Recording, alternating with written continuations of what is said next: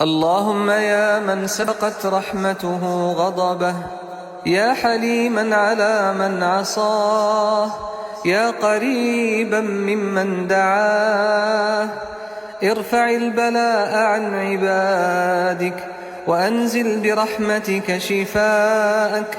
تبنا إليك، عدنا إليك، أنبنا إليك. اللهم فكما أريتنا قدرتك فأرنا عجائب رحمتك، وكما أريتنا قوتك في ملكك فأرنا حلمك في عبادك.